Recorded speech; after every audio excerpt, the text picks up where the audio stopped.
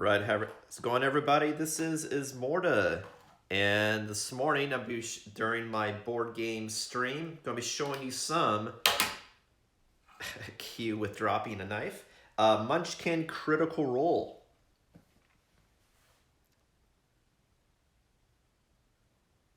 And I'll do a bunch of closer shots with the camera, of course.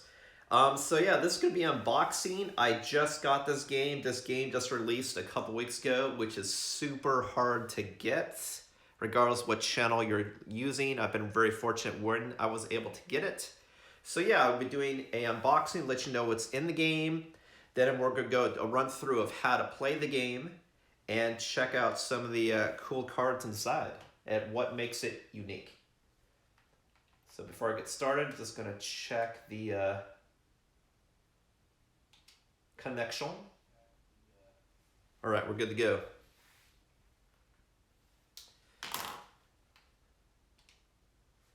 Cool. So, all right. So, Munchkin Critical Role. So, this is a game developed by USopoly, but it uses the Munchkin classic game engine as far as how it plays, and then of course it's themed Mighty Nine. But it's not just a skinning. It does play a little unique. Like I said, this uses the engine of Munchkin. It's not exactly. Plus, from what I gathered, there's also one or two alternate variants ways you can play the game. One of which makes it feel more like you're actually playing 5th edition Dungeons and Dragons. The fact, like you see here, you actually also incorporated dice. But it has all the classic characters and stuff from especially the beginning half of Critical Role, Season 2, that showcases the Mighty Nine. And so this will have some spoilers as far as Season 2, as far as stuff that the team encounters and does. But it won't have any spoilers as far as I'm aware, as far as development of each of the characters. So don't worry about that piece. Well, cool. So let's open this up and see what's inside. I'm excited about this because I did cannibalize my original Munchkin board game edition I had when doing prototypes, and the fact that this is themed Critical Role is just like honestly the best version of Munchkin, which classically the game's like meh, but the fact that you're so gross and playing as your favorite characters of Mighty Nine, that's really fucking cool. All right, so let's open up this bad boy. Let me just give you a close-up of the back of the box so you can sort of see. And that's basically the gist of how to play the game, too. The classic version of Munchkin is very simple to play. It's sort of like, if you think like playing Magic, the complexity isn't in the rules. It's in the, well, what do you do with the cards that you have, and how do you do, what combinations can you do? But like fundamentally, yeah, you kick down the door, you can choose to fight a monster, then you collect treasure afterwards, and then your first person to level 10 wins. Right. Man, I was going to point out the cat, and I feel like a total anti-fan, the fact that I don't remember the cat's name now that I'm under pressure. Frumpkin. There you go. I was like, oh my god, I can't remember the cat's name. Jesus. And this game does play 3 to 6 players, so it can be misleading because it's a card game. You can play it with 2 players, which I would not recommend, just because it's, I don't know if you've played Classic Munchkin, but typically people help each other out, begin the game, and then toward the end, people hoard all of their cards to deck people over so that they can win at the end. And it's kind of easier to telegraph if you're just playing less players, so I definitely don't recommend 2. It says play 3 to 6, but it's definitely more fun the more players you have, just because there's more, you don't know when someone's going to do something. But it also means it's easier to do Kingmaker when you have more players also, so, you know. I'd say, like, for Munchkin, in this game, the fun is really playing as the characters. It's not how do you meta to win the game, because, like I said, someone could Kingmaker, and it could not matter even how you play the game at all. and someone else can win. If everybody just decides to gang up on you for no reason. Cool. So this game is pretty lightweight just because this game is actually all just the cards. So it's cards, an instruction rule, and probably just, you know, a die. And a couple of those small player boards. So, which is great. So it's not going to... It's easy to carry around with you. All right. So like I said, I'll do some zoom in shots. Don't worry. I'll pull up the camera. All right. So this is how to play. This is classic. What Steve Jackson does too is his rule books are classically like a fold out brochure as opposed to a booklet. One is you don't staple it, so that may actually also cut down in cost. But it's also just really cool. I do like this format a lot. So that's the rules in a nutshell, which we'll get more into. Here it looks like we have a couple tokens and our classic D20, which then there's also a die. I'm not sure why the die wasn't put with the other tokens. That would have kept it together, but sure. Then we got the stack of the player cards, looks like. And then you got the cards for the game. So I mean, like, that's the game. Boom. So yeah, we'll check it out. Like, I'm excited. Like, just the content. Oh, snap. And if you recognize what's in here, this dude,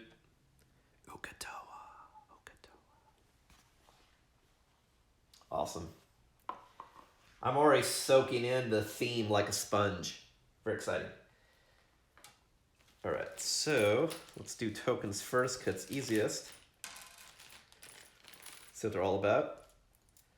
So we have a die. Not sure what this is used for yet. The classic D20. Not sure why they didn't go with a full black, though, like the pipped die. It's more like an ashy gray. That's kind of a bizarre choice, but, you know, it works.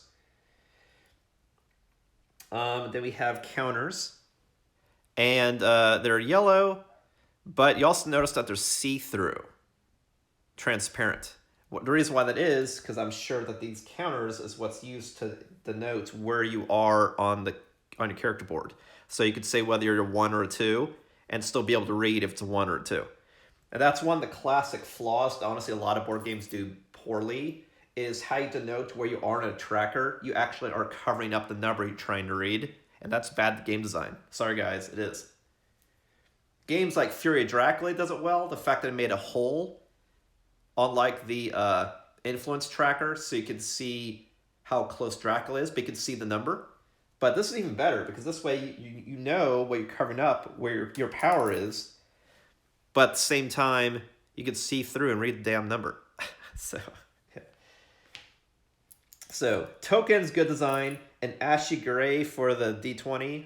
I mean, it's not bad, but definitely not of choice. Not sure the reasoning behind that. Maybe the die was cheaper, and so it's cheaper to produce. But yeah, I like the boards. Make sure it doesn't come out. Yeah, just the illustrations. It's pretty cool. All right, so these are the tokens. Set that aside. Now we'll open up the player boards. And really the point of the player board is not only to iconically show you what character you're playing as, but then it looks like you also have a special ability of your character, as well as showing how close you are to winning the game.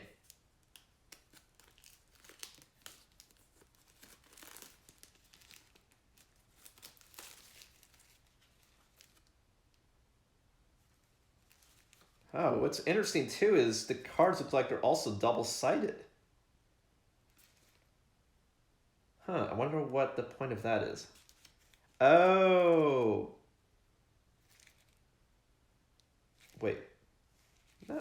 gonna try to figure that. We'll figure that out in a sec.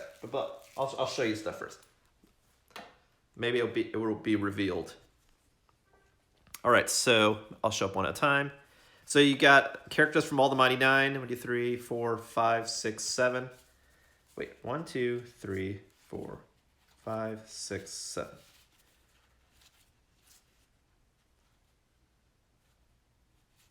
I believe that's right. Yeah, it is. Okay, cool. All right, so first we have Beauregard Lionette.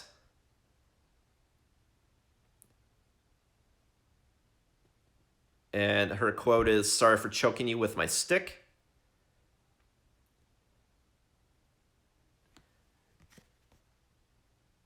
I'm just looking at both sides to see if there's any difference between the two.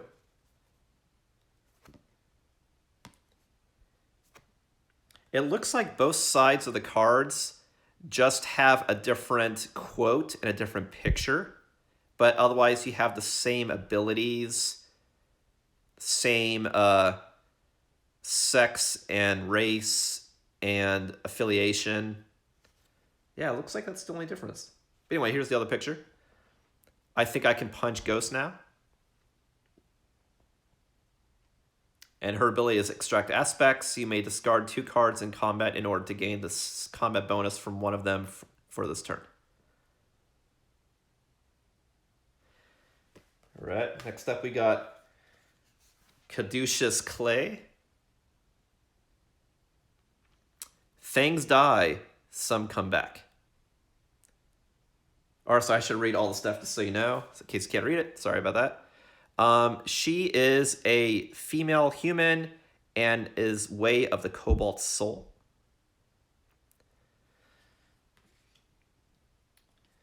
Caduceus Clay has Grave Domain. You may gain 1 extra treasure if you help another player fight a monster, and is a male furbolg, specializing in the Grave Domain. And his other picture,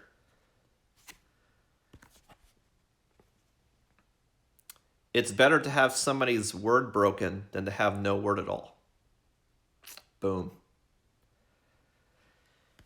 So, I mean, this looks pretty cool. They have alternate art and alternate quotes. I just feel like there was a missed opportunity to not have, like, different versions of the characters with a little bit different abilities and gameplay, kind of like Patrol at House on the Hill. I just feel like that was a huge missed opportunity. They could have just had, like, different way to play the same character, like maybe utilizing a different trait of the character in Critical Role.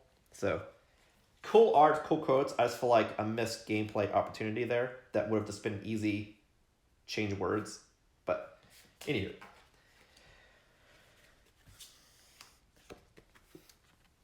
Next up we have Ford Stone, who is a male half-orc, specialization Pact of the Blade. His quote is, "I don't really remember my dreams all that well. They leave me quickly."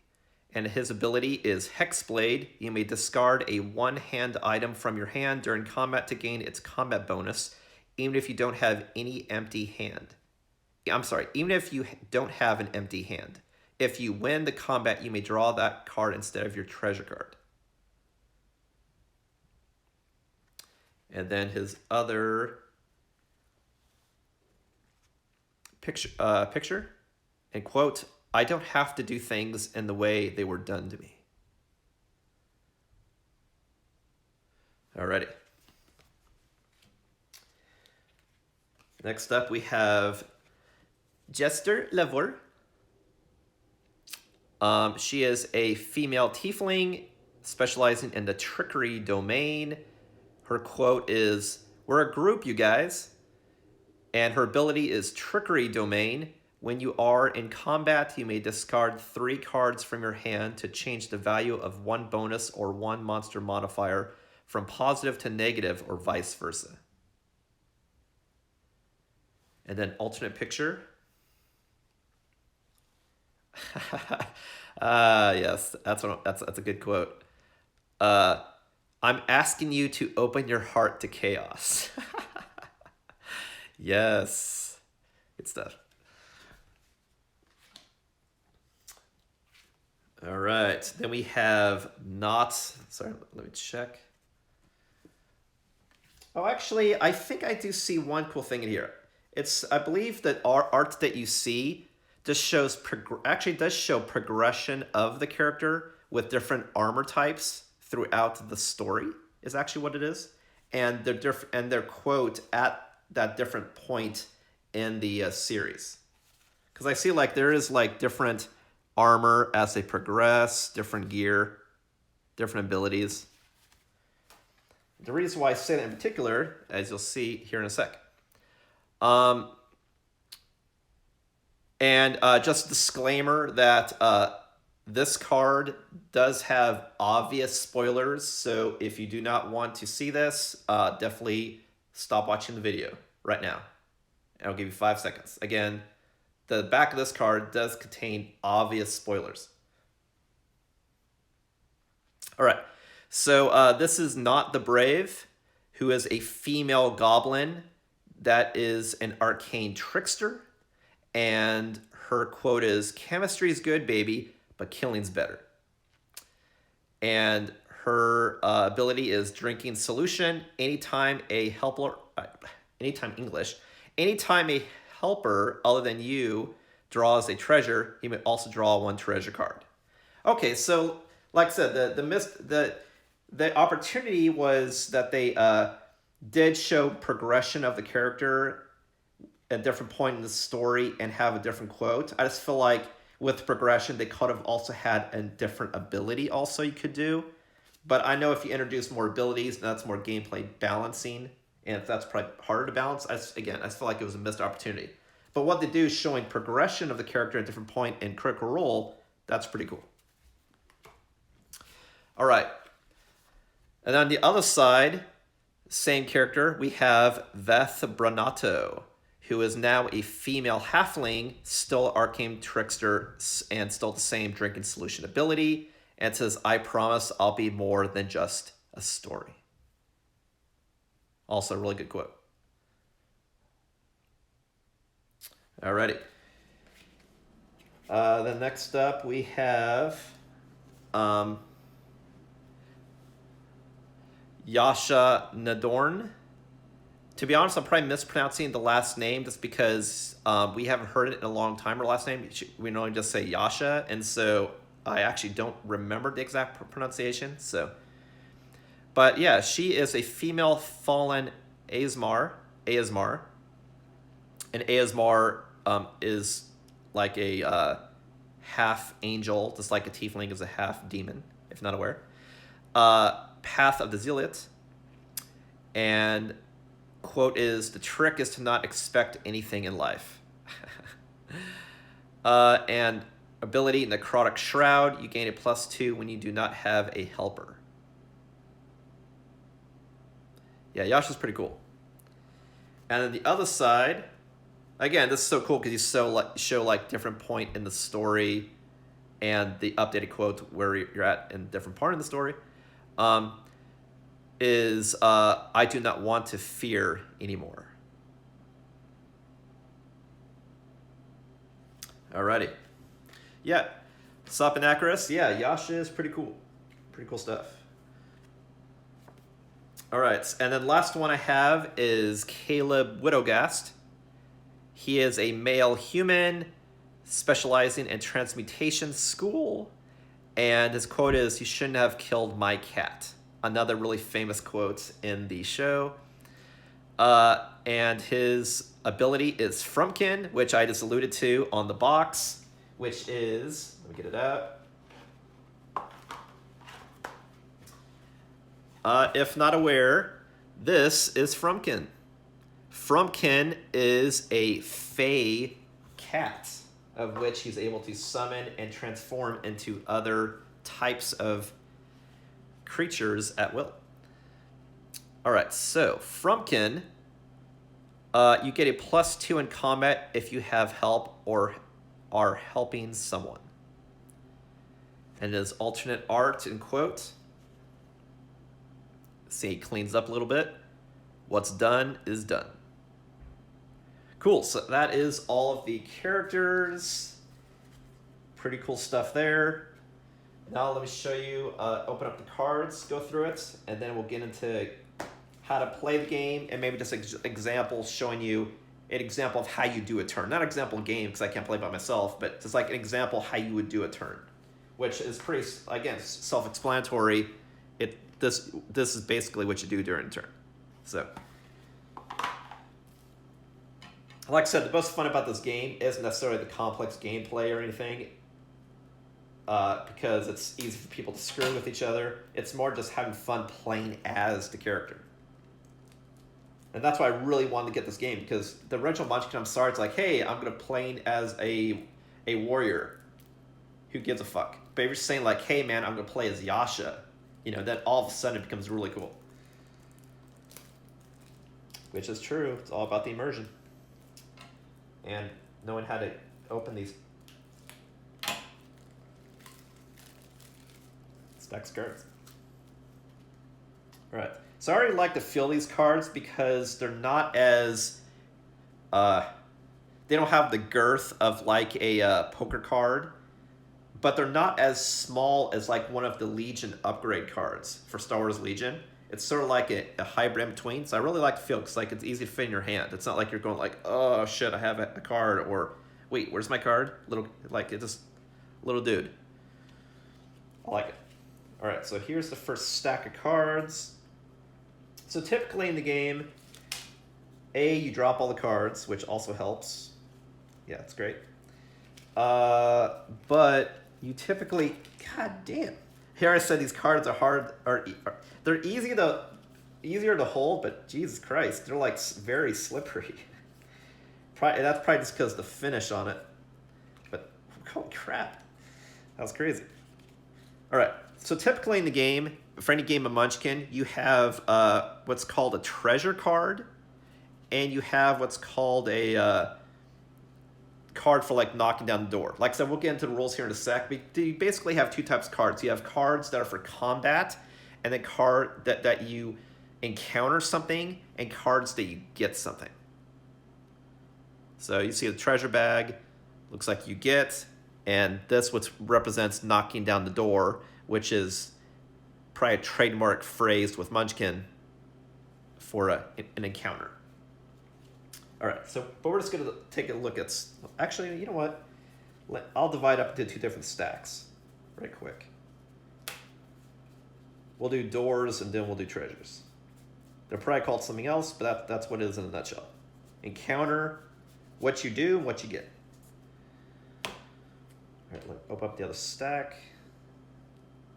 I already see a bunch of iconic stuff from the series, which is really cool.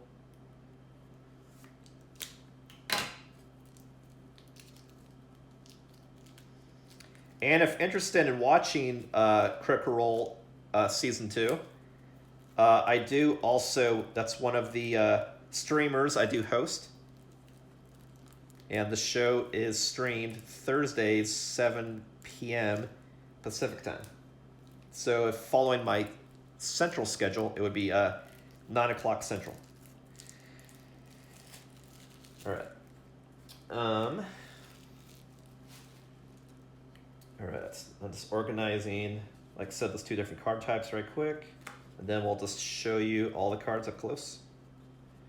All the goodies. I think that's everything.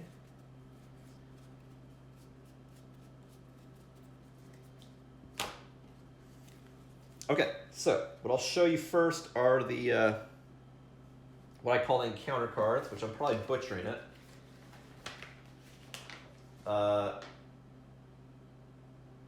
Probably.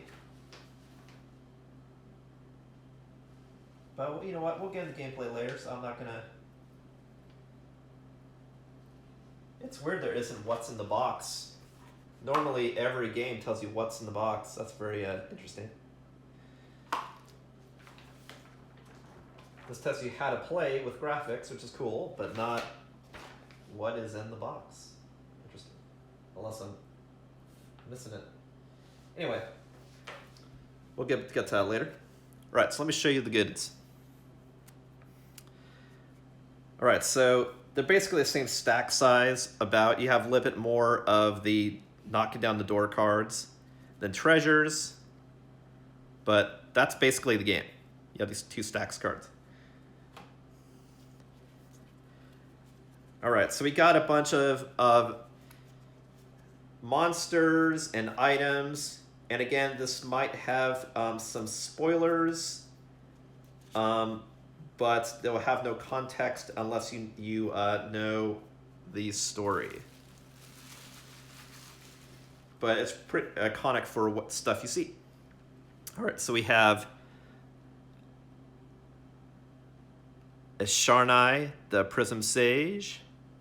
I'll just show the pictures, but not going into what stuff is because we'll have to look at play the game anyway. Geladon, the Nightmare in Ivory. Oban, the Punished. Then we also have Oban. We got the Laughing Hand. Man, it's so cool. Like all of a sudden, like all these iconic characters, so cool. Captain Avantika. Doppelgangers. Monstrous Mama Spider. Gloom Stalkers. The Lost. Demon Knight Otath. I might be butchering that name. Haven't heard in a while. Incubus and Succubus. Fire Giant Sentinels. It is so cool. Like you're showing all the stuff you've encountered in the series. Up to a certain point, of course, because they had to manufacture the game, and the series is weekly.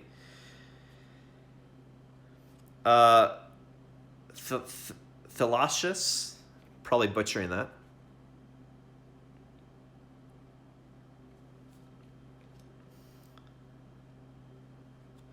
The Scylla, the Sea Fury.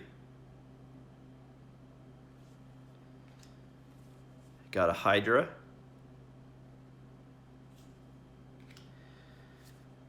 Deadly Vines. I do have to say, too, what would be really thematic, and I haven't checked these cards, is if they had it stuff that's lower level was also lower level in the campaign, and stuff higher level was higher level in the campaign, which would make sense as far as the power levels, as far as D&D, but I'm saying thematically, if that's true, that would be, like, pretty cool, if that's how it pans out.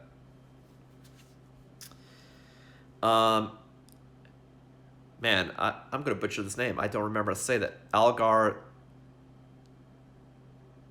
Dioman? I actually don't remember that. Must have been earlier, very early in the campaign. Juan? Might be butchering that too. Lorenzo? Remember that one. Gear Warden.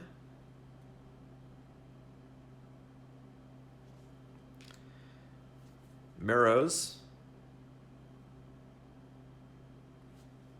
It's cool. It's kind of like you can like live out everything that they've encountered in the story, and you can see it again. It's pretty cool.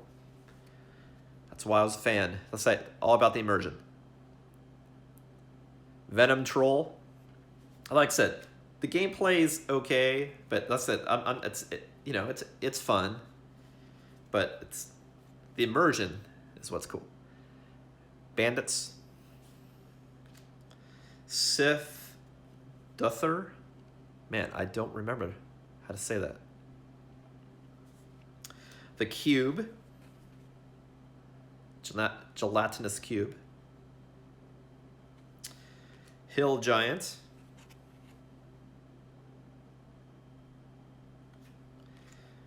Throne, the Echo Knight.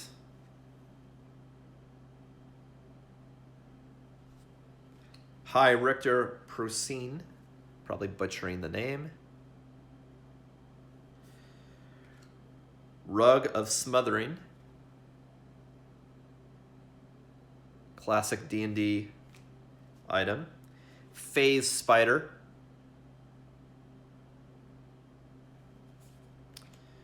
We have a Manticore. And so far from my analysis, it does look like, depending on where you're at in the story, was...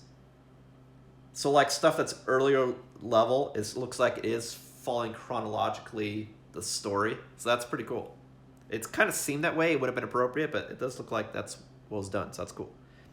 Null Pack Lord. Priest of Yanagu. Might be butchering that. Have not heard that in a while. Regular Null. Inside joke. It is a regular, a typical Null in D&D.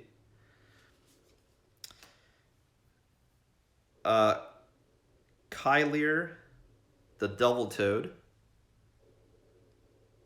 I really shouldn't be butchering that since I just saw the animated recap, but there you go. Cool stuff though. Husk Zombie. Wandering Monster.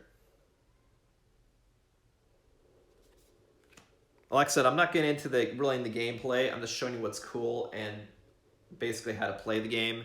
We're already at 30 minutes, so I'm just gonna have this be more fun. So I'm just showing you like what's cool about the game, doing more of the unboxing, and just maybe I'll just peruse how to play a game, because going through all this verbose, it honestly didn't seem that interesting for a stream. Whereas you could just watch someone playing the game. So we'll see how this pans out. Wandering Monster. So we had a couple of those. All right, so that was all the creatures. Now we're getting into stuff you can collect when you just encounter something, it looks like. Which I'll divide that up into two different things too, because they look like certain things look a little different than others. Should give me a sec. As far as different types of bonuses and items and et cetera, et cetera. Just give me a sec, because it looks like there's a bunch of different card types. For that, think like classical Munchkin. Like there's curses, there's items, there's abilities, there's giving someone, increasing the value of the monster, decreasing the value of the monster, stuff like that. How that mechanically how that works is think of classic Munchkin. Okay. So without going to the rules and seeing what each card type is called, English called, I'll just start showing you different types. All right. So now we have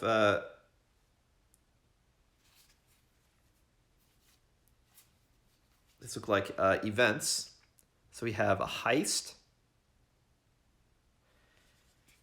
We have Molly Mock's advice. We got warm-up rolls. Classic thing that Jester would do, or Laura Bailey, I should say. Hot streak. Disguise self. All right, what other goodies we got? We also have some cheats, looks like. I have cheat. Looks like I got 2 of those. And I also have the classic phrase, how do you want to do this?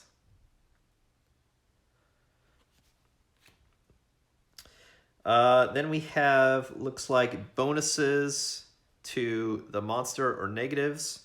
Here we have starter version. Makes it -5 weaker. We have 9. +9 the monster. We have there are more of them. +9 the monster. We have the mighty 7. +7 the monster. And blinded by the light. +5 the monster. All right, other cards. Looks like we got some curses. that basically just do different bad things to characters that you can place. We have Disadvantage, Unconscious,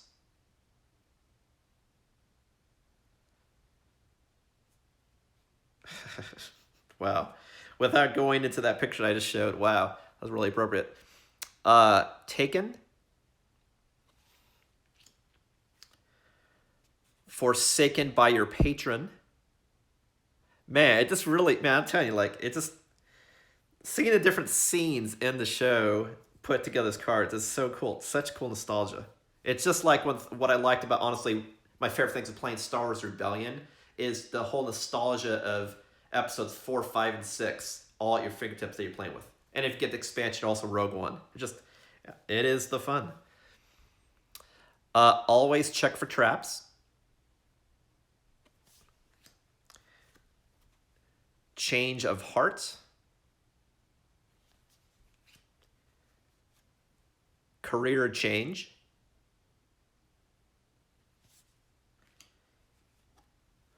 Smile bow.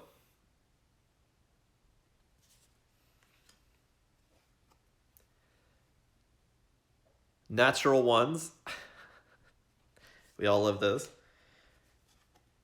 Power word ouch.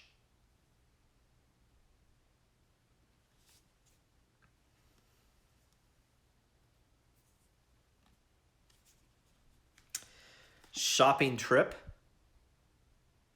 I'm guessing that's more like a delay. Yeah. Which is what feels like when you're actually watching a show is like, hey, we're going through this campaign and then we're doing this side quest like a shopping episode. Yeah. Reroll. Failed save. Imperception.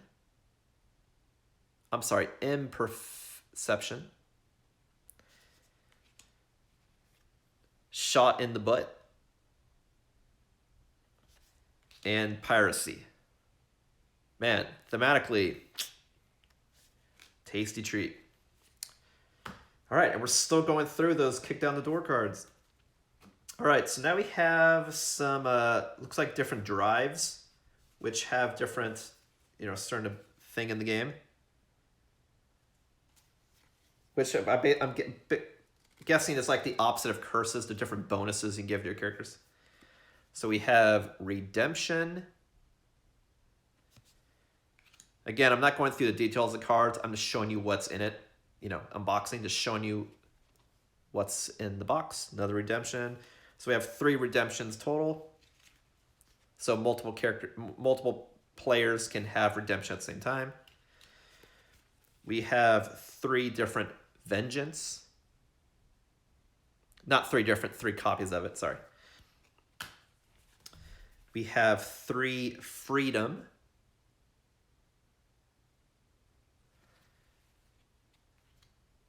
We have 3 of Protection.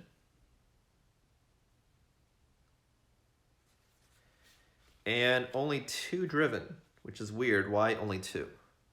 Must be a balancing thing. All right, almost the end of the kick down the door cards, as I call them. Now we also have classes. So the reason why on these cards, even though if you're a fan of the show, you know what class each of these characters play as, they instead just said their domain, because in Munchkin, you can class however you want based on cards you draw. So that's what you see here. So you can be a mage, or actually, wait, there should have been more than one. Hold on a sec. One sec. All right. So 3 people could be a mage. And sure, I should fan 3 and then go like this. That way, if you want to pause and read it, you can. So apologize for that. 3 mage. Then I have 3 priest.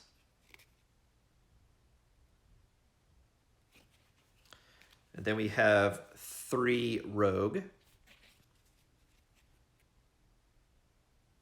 There you can see what the cool ability you get by playing as the rogue or abilities. And then we also have 3 fighter.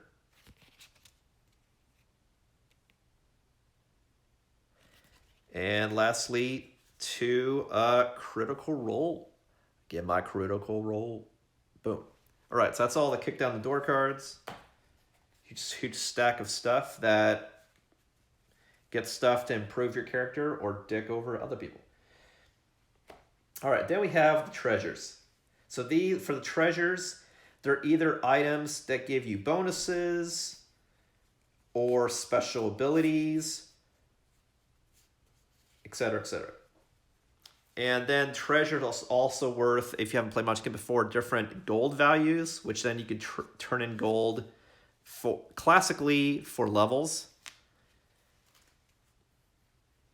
But yeah, that's what the back looks like again. All right.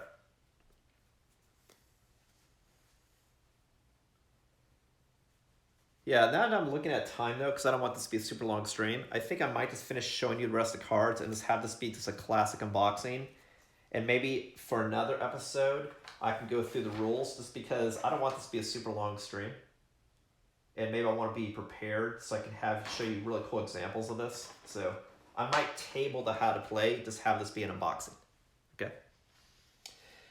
All right, so let's start showing stuff. So we have spiritual weapon.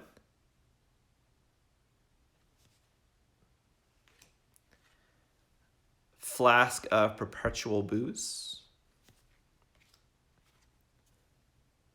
Commune.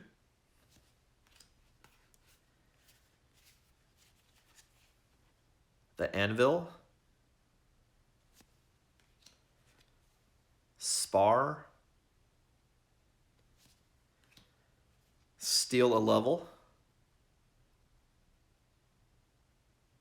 Man, thematically, I'm telling you, man, love this shit. The courting of the trick.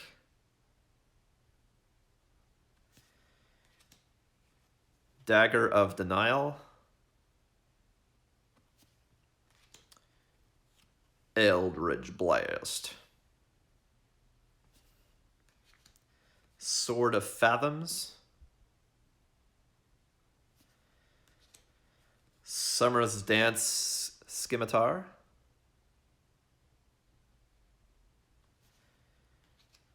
Chromatic Orb.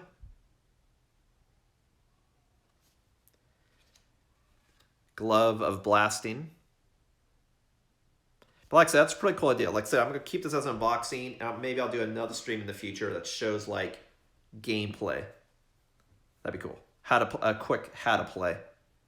That way you can see separately how to play, or if you want to show off the game, why someone should get it, you can show this video on the unboxing. Inescapable Lash. Tusk Glove. The Salty Sea.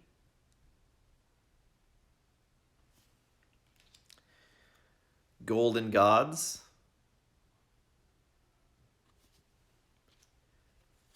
Legend Lore. Life Draining Darkness.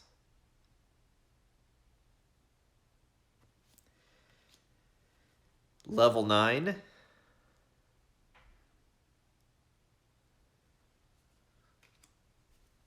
Then we have Keg. Now we're getting to what looks like guest stars, which is pretty cool. So these are guest stars to Critical Role. Rini, one of my faves. Kaliana.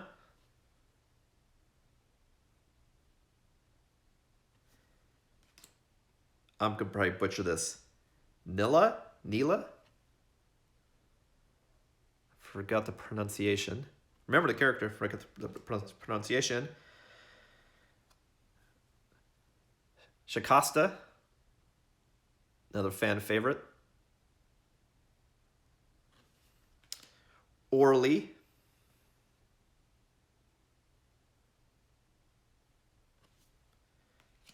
Kiri.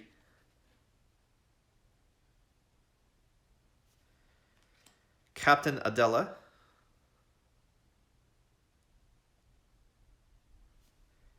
Arcanist Allura Visorin.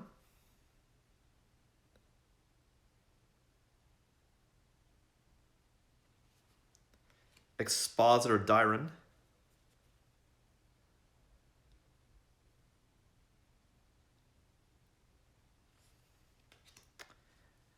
Essek Thalis.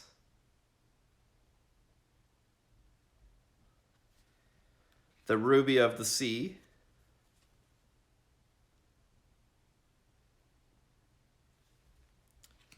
Old Edith.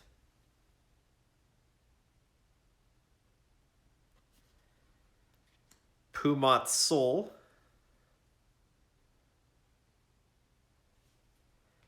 Veth Branato.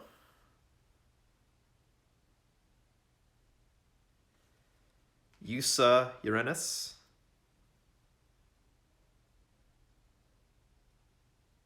I actually forgot that that's what Yasha looked like. Good to know. The Dungeon Master. Bead of Force. Now we're getting to what's they're titled as one-shots. Bead of Force.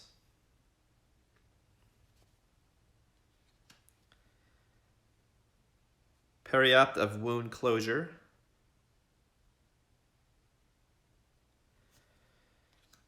Potion of Healing. Now it looks like they call it one shot. Like I said, I'll get into the rules later. That'll be a whole nother episode, which is a good idea. But it looks like the one shots is, a plan on words. The fact that they meant you can only use the card once. It doesn't mean that there was a one shot about a healing potion. You can only use it once. That's pretty cool. Play on words.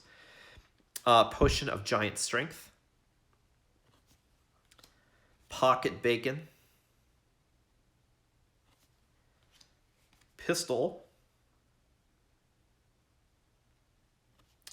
Wand of Smiles. And again, everything you see on these cards were 100% in the show. So, it's cool. Relive shit. Cloven Crystal. Fire Elemental Gem. Hexblade's Curse.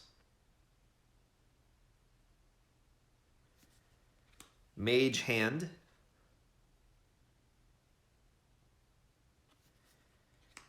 Invisibility.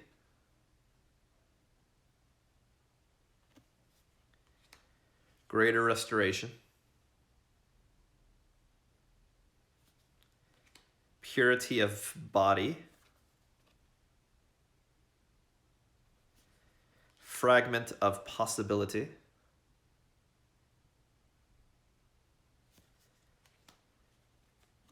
Promo Spot.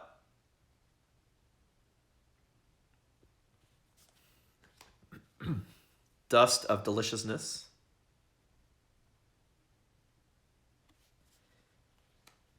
I would like to rage. Bracers of Defense. Elven Chain.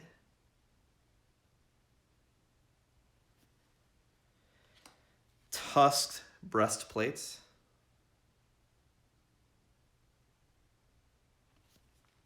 Boots of the Vigilant. Step of the Wind. We're almost at the end here of the deck and the stream. Glamored Studded Leather Boots.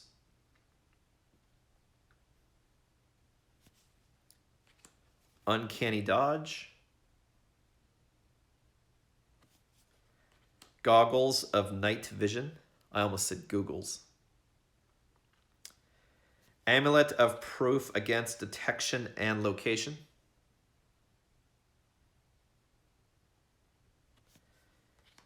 Headband of Intellect. I forgot that somebody had that at one point in time. That must have been earlier in the campaign. Knots Mask.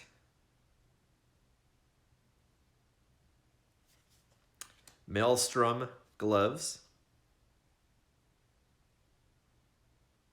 I keep wanting to say Maelstrom Gloves, and that's just because ever since Magicard, when I mispronounce it, I think I've been mispronouncing that word my entire life. Blight Staff. The Magician's Judge.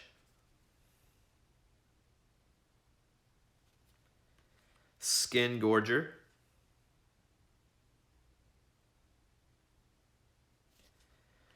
Widogast Web of Fire. Magical Paints. One of the coolest ideas for items in the campaign. Shield of Retribution.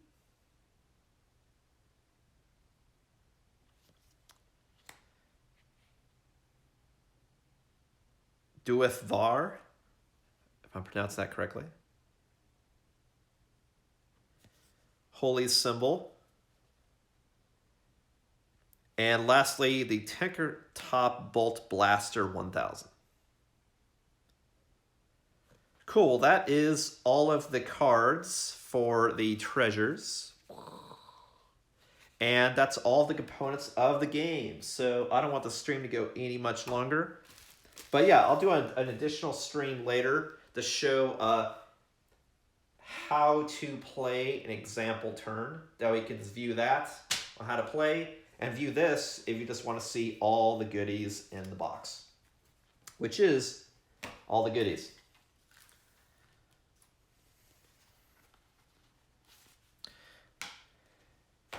Cool. Well, thanks for watching. My next stream is going to be Sunday, 9 a.m. Central. I'm doing some Monster Hunter World Guiding Lands. But if you want to follow me on a regular basis, every Saturday, 9 Central is board games. Sunday, 9 Central, video games. And you can catch updates to the schedule and the content I'm going to be broadcasting on Twitter at Shadow Balance. And of course, you can catch VODs on Twitter at Ismortah. On Twitch at Ismortah and YouTube at Shadow Balance Games. Well, thanks for watching, everybody. Again, this is Ismortah. I'll catch you next time.